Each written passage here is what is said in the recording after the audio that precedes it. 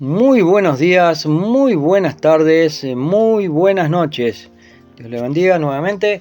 Estamos aquí convocando para leer el versículo 17. Ya hemos llegado al versículo final. Y prosigamos pues. Ya hemos visto, hermano oyente, la genealogía de Jesús aquí en Mateo 1.1 hasta aquí el verso 17. Y el verso 17 nos dice así: de manera que todas las generaciones desde Abraham hasta David son 14, desde David hasta la deportación a Babilonia 14, y desde la deportación a Babilonia hasta Cristo 14. Hermanos, este verso 17 básicamente es una compilación del resto de la genealogía que hemos venido observando y estudiando. Leemos una vez más: de manera que todas las generaciones desde Abraham hasta David son 14, y desde David hasta la deportación a Babilonia 14, y desde la deportación a Babilonia hasta Cristo 14. Hermanos y gente, esta es una muy interesante frase, o sea, este verso 17, ya que en cualquier genealogía que se lea solo tratan con personas y no con hechos históricos. Pero esta genealogía de Mateo detalla de persona a persona y de hecho histórico a persona. Ahora veremos el último versículo de la genealogía de Jesús, Mateo 1, verso 17, y que nos dice así: de manera que todas las generaciones desde Abraham hasta David son 14, desde David hasta la deportación a Babilonia 14, y desde la deportación a Babilonia hasta Cristo 14. Ahora aquí Mateo concluye la lista genealógica con un simple resumen, en el cual agrupa, como ya lo hemos visto, en grupos de 14 generaciones, y lo hace en 3 momentos de la historia del tiempo del pueblo de Israel. El primer tiempo histórico va desde el patriarca Abraham hasta el rey David. El segundo tiempo histórico va desde el rey David hasta la deportación a Babilonia. Y el tercer tiempo histórico comprende desde el retorno del cautiverio hasta el nacimiento de Jesús llamado el Cristo. Hermanos y oyentes, el evangelista Mateo, el escritor Mateo, utiliza en toda la genealogía, a lo largo de la genealogía, una estructura que están marcadas por las palabras desde hasta. Desde Abraham hasta David, desde David hasta la deportación, desde la deportación hasta Cristo. Ahora vamos a proseguir con la genealogía de Jesucristo, pero lo vamos a ver en cinco puntos.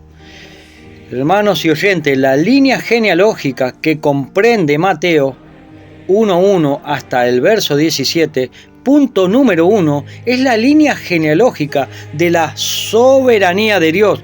Dios es quien interviene en la historia de la humanidad para proveer a la humanidad del Salvador que la humanidad necesitaba. Hermanos, la irrupción del mismo Dios en la historia de la humanidad obedece a su soberanía, a su soberano propósito. Es de él mismo Dios que emana el plan de salvación que el hombre necesitaba.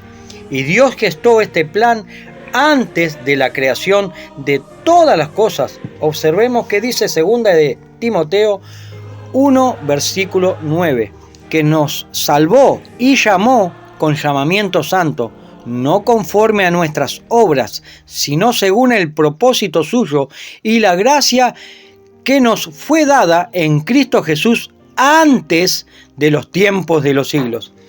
Hermanos, lo que hizo que el plan de salvación exista es por la soberanía de Dios.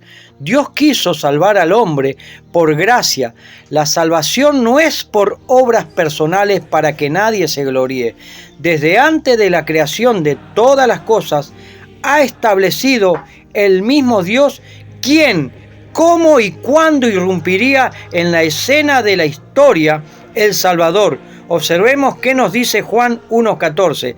Y aquel verbo fue hecho carne y habitó entre nosotros, y vimos su gloria, gloria como del unigénito del Padre, lleno de gracia y de verdad. Veamos Gálatas 4:4, que es lo que nos dice. Pero cuando vino el cumplimiento del tiempo, Dios envió a su Hijo, nacido de mujer y nacido bajo la ley. Veamos el punto número 2. Hermanos y oyentes, la línea genealógica que proporciona Mateo es también la línea genealógica de la gracia. Punto número 2. Es el mismo Dios que en gracia se manifiesta al hombre pecador para hacer posible su salvación. Esta es la gracia de Dios para el hombre, o sea, que la gracia es el amor de Dios en descenso hacia el hombre pecador. El amor en descenso de Dios es la gracia que es el mismo Jesucristo. Juan 1:14 dice, y aquel verbo fue hecho carne y habitó entre nosotros, lleno de gracia y de verdad. Juan 1:17 dice, pues la ley por medio de Moisés, pero la gracia y la verdad vinieron por medio de Jesucristo. Hermanos, es la gracia la que facilita el encuentro entre el Santo Hijo de Dios y los hombres pecadores impíos. Es la gracia de Dios que proporciona al Salvador, que vino a buscar lo que se había perdido. Lucas 19:10. Dios por su gracia restaura al hombre que a Dios va. La gracia es la suprema expresión del amor de Dios. Es tan grande la gracia de Dios que Dios se hace amor presente, tangible, palpable en Cristo Jesús. Dios, saliendo de sí mismo en Cristo, se da a la humanidad para tener un encuentro con el hombre pecador, sin tener en cuenta su estado, su condición y su situación. Y en la cruz de Jesucristo la solución para la humanidad.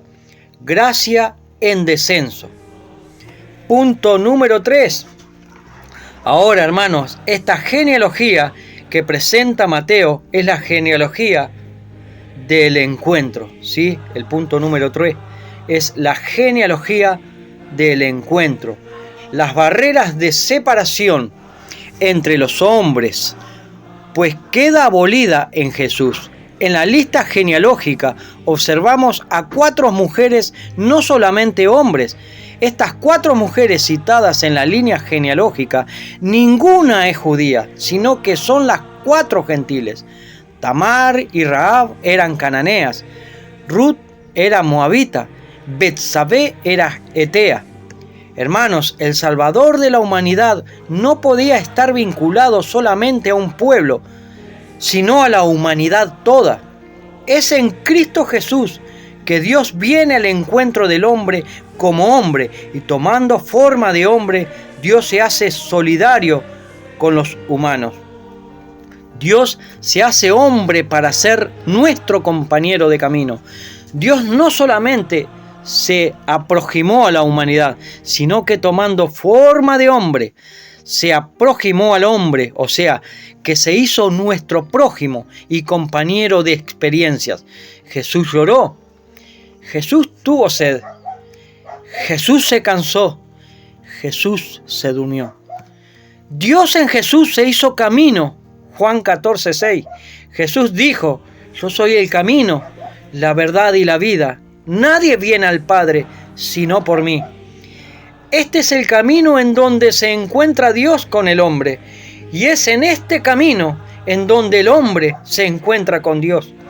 En Jesús, el ser humano se encuentra con la vida absoluta. Hebreos 2:14 al 15 nos dice esto. Así que por cuanto los hijos participaron de carne y sangre, Él también participó de lo mismo, para destruir por medio de la muerte al que tenía el imperio de la muerte, esto es, al diablo, y librar a todos los que, por el temor de la muerte, estaban durante toda la vida sujetos a servidumbre. Dios, por medio de Jesús, nos introduce en el camino de la vida y de la libertad. Dios se humaniza con el ser humano por medio de Jesús, y así Dios viene al encuentro del hombre muerto en delitos y pecados. Dios mismo se humaniza por medio de la encarnación en María, y así, de esta forma, el mismo Dios irrumpe en la escena de la historia en carne, tomando forma de hombre en Jesús el Cristo. El Dios hombre Jesús hace un pueblo solo de judíos y gentiles, dice Efesios 2, 14 al 16, porque Él es nuestra paz, que de ambos pueblos hizo uno, derribando la pared intermedia de separación, aboliendo en su carne las enemistades, la ley de los mandamientos expresados en ordenanzas, para crear en sí mismo de los dos uno solo y un nuevo hombre, haciendo la paz, y mediante la cruz reconciliar con Dios a ambos en un solo cuerpo, matando en ella las enemistades. El Dios hombre Jesús une a los hombres, dice Gálatas 3:28.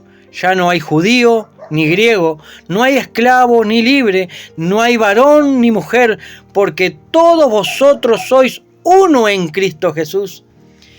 El hombre en Cristo Jesús ahora puede tener una vivencia en comunión con Dios. Veamos 2 de Pedro, capítulo 1, versículo 3 y 4, que nos dice: como todas las cosas que pertenecen a la vida y a la piedad, nos han sido dadas por su divino poder, mediante el conocimiento de aquel que nos llamó por su gloria y excelencia, por medio de las cuales nos ha dado preciosas y grandísimas promesas, para que por ellas llegaseis a ser participantes de la naturaleza divina, habiendo huido de la corrupción que hay en el mundo a causa de la concupiscencia. Muy bien, pasemos a ver el punto número 4. Hermanos y oyentes, esta genealogía de Mateo es también la genealogía de la esperanza. Sí, la genealogía de Mateo es también la genealogía de la esperanza. Punto número 4. Mateo nos dice que de María nació Jesús, llamado el Cristo. En Efesios 2:12, el apóstol Pablo dice que quien no tiene a Cristo, pues no tiene a Dios, y así está sin esperanza. ¿En qué descansa la esperanza? Pues la esperanza de y para la humanidad reposa en el encuentro con Dios, pero en Jesucristo. Jesús es la esperanza definitiva dada por Dios a los hombres. Colosenses 1:27 nos dice el texto: Dios quiso dar a conocer las riquezas de la gloria de este misterio entre los gentiles, que es Cristo en vosotros, la esperanza de gloria. Es pues la esperanza hacia el futuro y para el presente. Juan 5:24 nos dice lo siguiente: el que cree en Jesús tiene vida eterna y ya no viene a condenación, sino que ha pasado de muerte a vida. Jesús es la esperanza. Juan 5:25 al 26 nos dice que en Jesús hay esperanza de resurrección para todo aquel que cree en Él. Hermanos y oyentes, la esperanza no es solo para el futuro, sino que es presente. Hebreos 2:18 dice lo siguiente: Él mismo padeció siendo tentado en todo, y es poderoso para socorrernos a los que son tentados, para socorrer a los que son tentados. Jesús, el Dios hombre, vivió las experiencias de la miseria humana, pero sin pecado, sin pecar. Jesús sí que nos representa, ya que Él mismo vivió como hombre. Jesús comprende nuestras limitaciones. Así que vayamos a Él, que nos conduce a Dios, al Padre. Veamos Romanos 8:31, que dice: si Dios es con nosotros, ¿quién contra nosotros? Jesús es la única esperanza. Jesús sufrió nuestras dolencias. Él experimentado en quebranto. Es el varón de dolores. Él cargó nuestra culpa y la responsabilidad de nuestra maldad. Isaías 53, 3 al 5. Jesús es la esperanza hoy para tu presente y el mío, porque quien en Él espera tendrás nuevas fuerzas, levantarás alas como el águila, correrá y no se cansará, caminará y no se fatigará. Isaías 40, 31. En situaciones complicadas Jesús es esperanza, dice el Salmo 91, 15. Me invocará y yo le responderé. Con él estaré yo en la angustia y lo libraré y le glorificaré.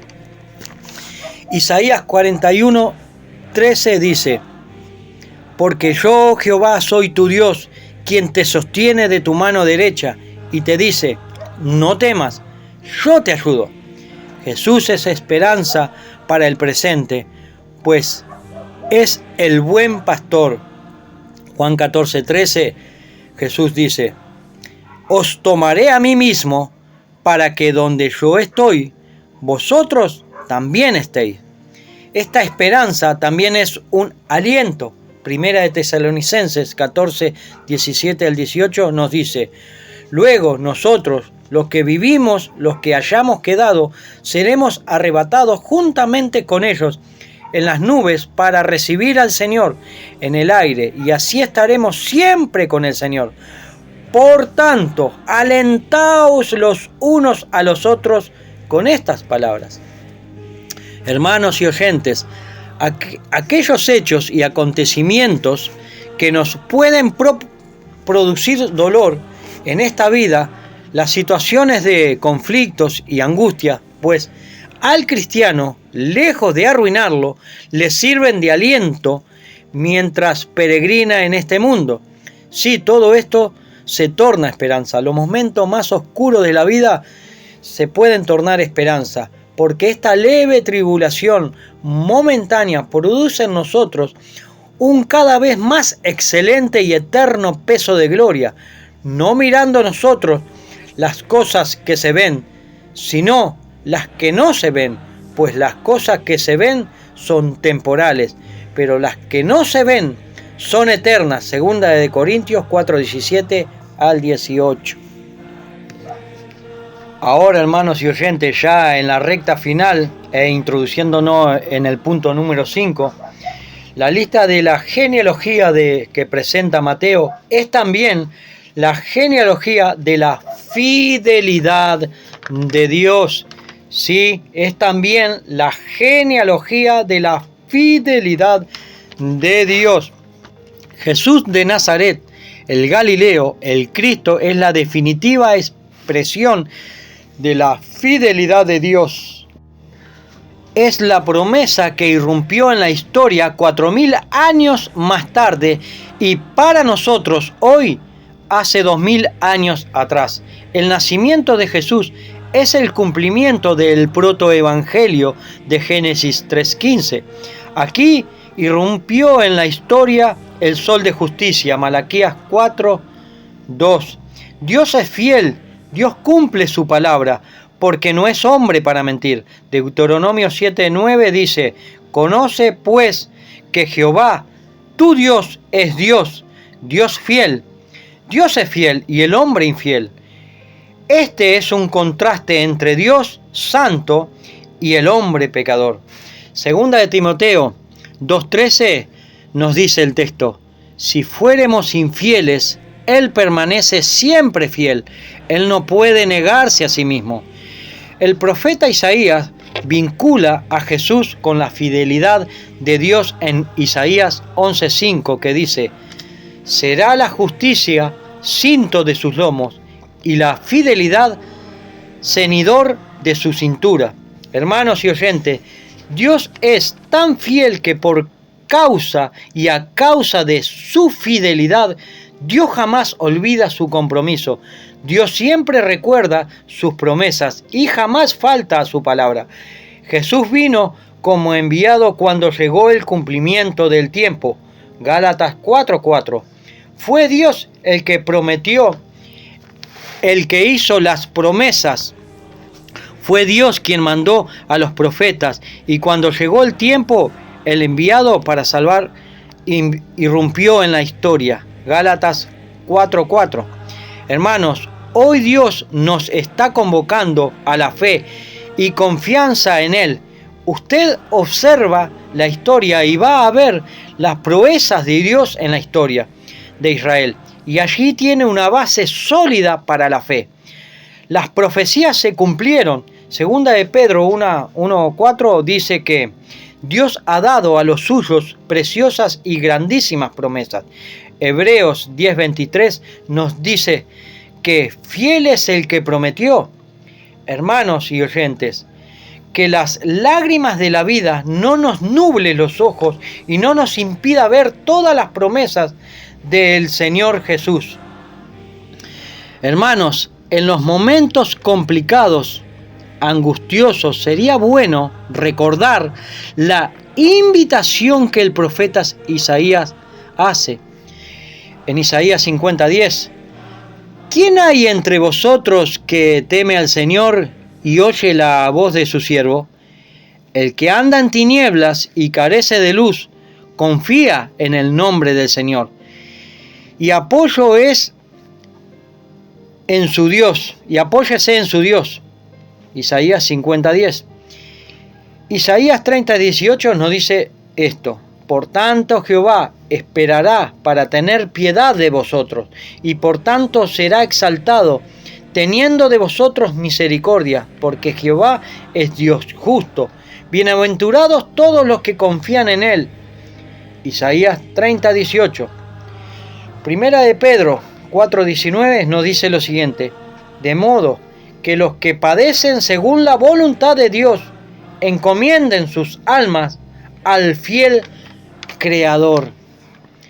Es aquí, en este esperar en fe de los cristianos, de los hijos de Dios, que verán que Dios todo lo hace bien y direccionando todo para bendecir a los que son suyos, porque Dios es fiel. Hermanos, que Dios le bendiga, que puedan meditar en este verso 17 que hemos leído hoy, por supuesto en toda la genealogía de Jesucristo. Llegamos hasta aquí y les puedo decir que algunas lágrimas irrumpieron mis ojos. Que los pueda acercar más a Cristo esta lectura que hicimos, este análisis, este estudio que hicimos, y que fue muy bonito compartir con ustedes estos 17 versículos. Y en próximas instancias vamos a estar incursionando en otros pasajes de las Escrituras para edificarnos los unos a los otros. Que Dios les bendiga, hermanos y oyentes, y que tengan una rica jornada bendecida en nuestro Señor Jesús.